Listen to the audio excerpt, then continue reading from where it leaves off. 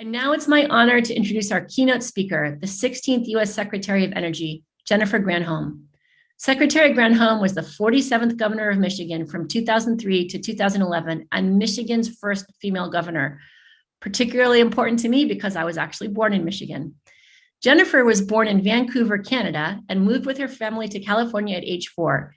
She earned a bachelor's degree at UC Berkeley and a law degree from Harvard. Michigan voters elected Secretary Granholm as Attorney General in 1998.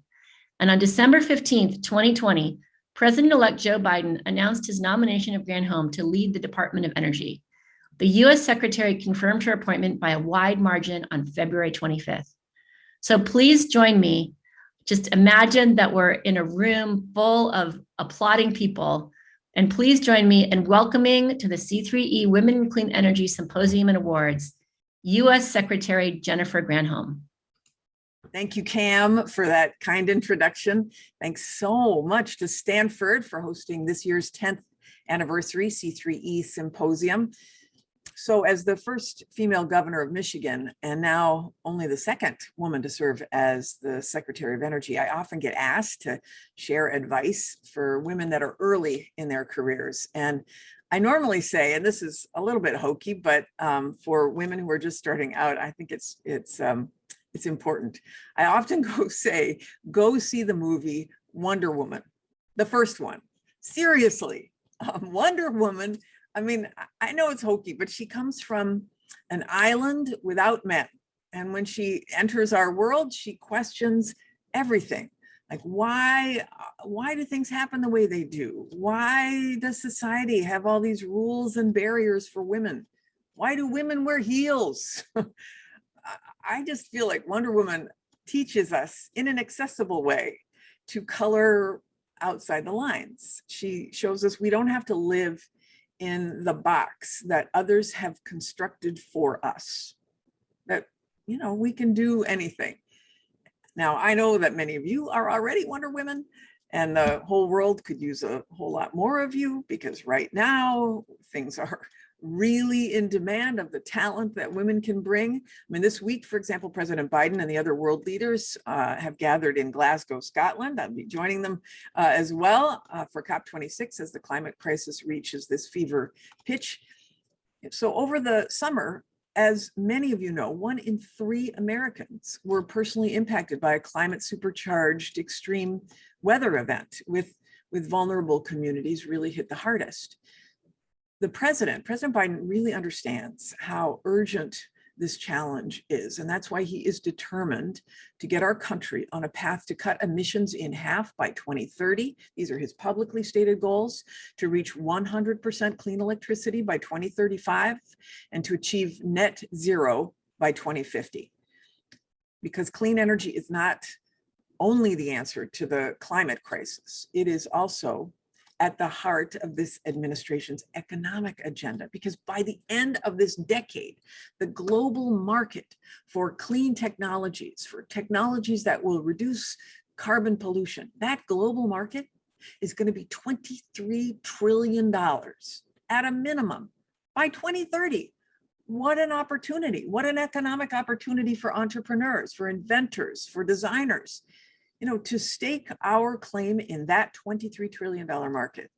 Congress is poised to make the biggest climate investment in US history, over $700 billion when you look at the Build Back Better reconciliation bill and the infrastructure bill. It's huge.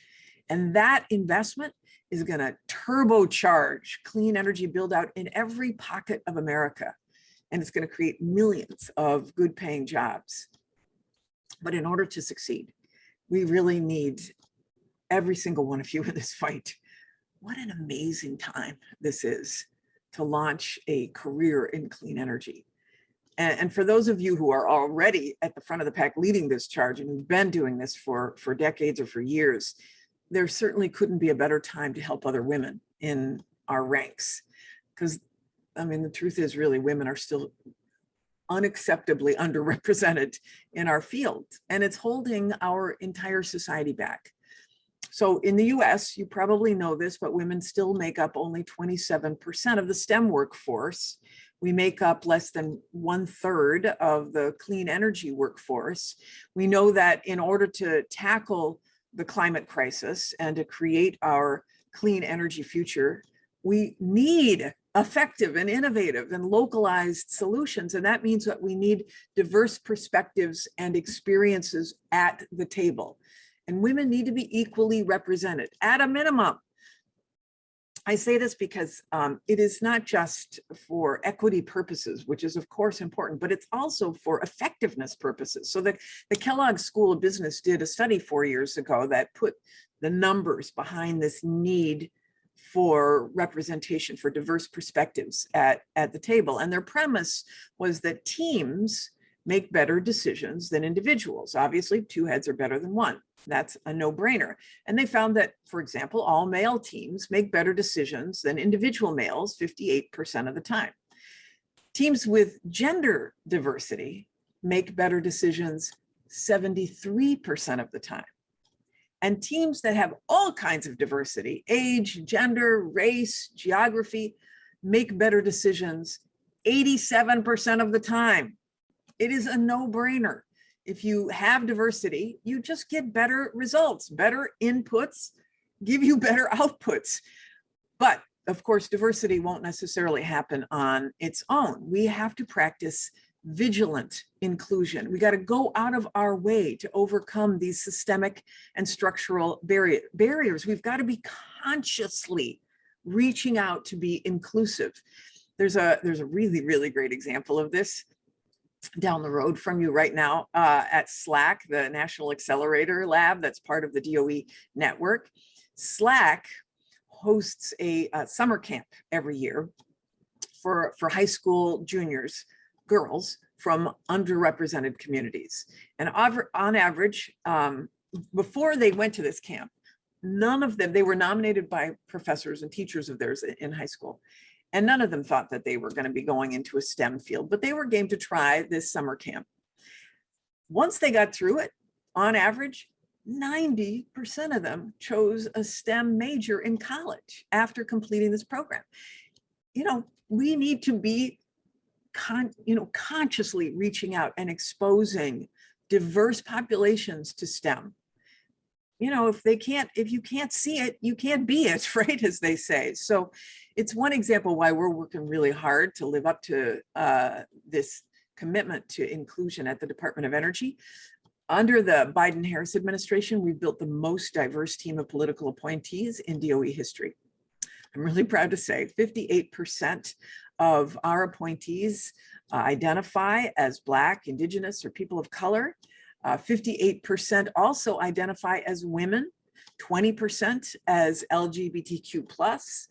We are steadfast in our commitment to diversify our workforce, not only because representation matters, and it does, but because it's going to help us better build back better, but a 100% clean energy economy by 2035, which is the president's goal. And that we want to make sure that every community can benefit from that clean energy economy. My colleague, Shalonda Baker, is going to tell you more about our justice-focused work later in the program. But we are orienting the entire DOE team to make sure that 40% of the benefits of clean energy investments by this administration flow to disadvantaged communities. We're supporting communities that have been historically underserved by federal investments. As those communities pursue their own clean energy goals, we want it to be inclusive, bottom up. We want to listen. We want it to be from middle out and bottom up, as the president often says. But that starts with listening. So we're expanding access as well to clean energy in low-income communities and communities of color. And we want to make sure that they are, instead of at the back of the line, the first in line for jobs created. We're also investing in solutions that are going to reduce pollution to lessen the burden on frontline communities that have often been in the front of the line with respect to receiving pollutants from living under the smokestacks of polluting industries. We're widening and we're deepening the talent pool for STEM to build this clean energy workforce that looks like America. And the whole time, we're also listening and we're learning from tribal communities, from environmental justice leaders, from labor representatives, from local advocates across the country. We want to listen to make sure we get this right. So just so that you know, DOE is using every tool in our toolbox to ensure that diverse perspectives are not only at the table, but that they are in the front of the line as we create our clean energy future. It's going to be absolutely critical for our nation's ability to tackle the climate crisis and to build an economy that works for everyone. And no one demonstrates that value better than today's awardees. This is a group of true trailblazers that are working to achieve the cleaner, greener future of our dreams. And of course, they join the ranks of a decade's worth of incredible C3E awardees. This award program really only scratches the surface of C3E's enormous impact in bringing women into clean energy and supporting them throughout their careers. So DOE is so grateful to have partners in Stanford, MIT, Texas A&M. You all make C3E possible. And we're so proud of everything that this initiative has accomplished over the past 10 years. As we look ahead to the next 10 years with everything that needs to happen to turbocharge clean energy and to create jobs and to save the planet, it makes me feel so good to know that all of you Wonder Women are in this fight with all of us here at DOE. Thank you so very much, and congratulations to the awardees. And now I'd like to share a C3E anniversary video.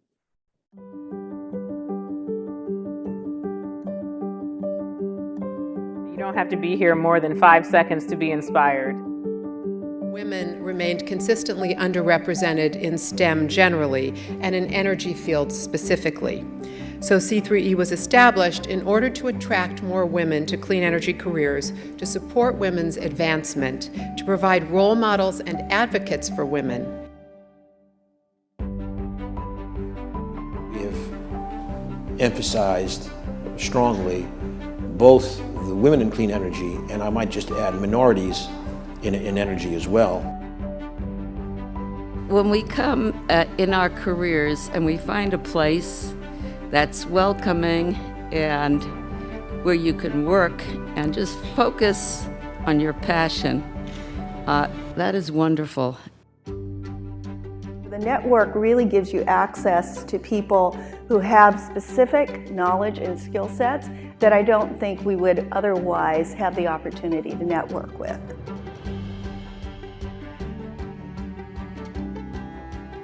It's really amazing to hear some of the cultural stories and knowledge that our Indigenous peoples have that are embedded, truly embedded in science and engineering, technology, and math.